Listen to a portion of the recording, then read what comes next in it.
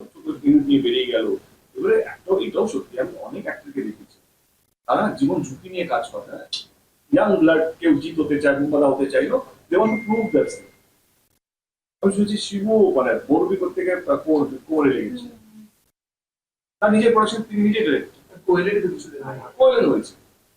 এবারে এইটাকে তুমি কিভাবে মানে জাস্টিফাই?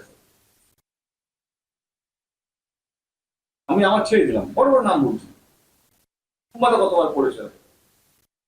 তো কিছু জিনিস না অ্যাক্টর ওই মোমেন্টামে আগে থেকে আলোচনা করছি।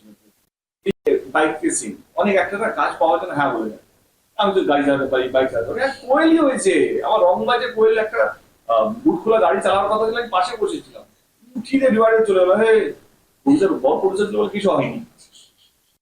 তো আমার মনে হয় তার সো মেনি অ্যাক্টার্স যারা বলে কিনা কাজ পাওয়ার জন্য বা কাজ যাতে না চলে যায়, তারা বলে গাড়ি চালাতে পারি। গাড়ি চালানো আর গাড়ি প্রপারলি চালানো, সামনে ক্যামেরা আছে, বাইক এগুলো ভাবতেই করতে হবে, চিরদিন তুমি যাবো তাহলে বাইকটা পড়ে গেছে, বাইকটা দিকে রেখেছে, পড়েও গেছে ওরা দুজনে, ট্রলিতে রেখেছে, তারপরে টয়লেটে রেখে শুরু। তারপর এইগুলোকে আমরা এটা নিয়ে আলোচনা করেছি, অ্যাক্টার্স বন্স অ্যান্ড করা হয়, এগুলো তো টেস্টাই হয় না। আচ্ছা তুমি বাইকটা কিভাবে চালাও, এ করো ও করো, দেখিয়ে দাও আমাকে।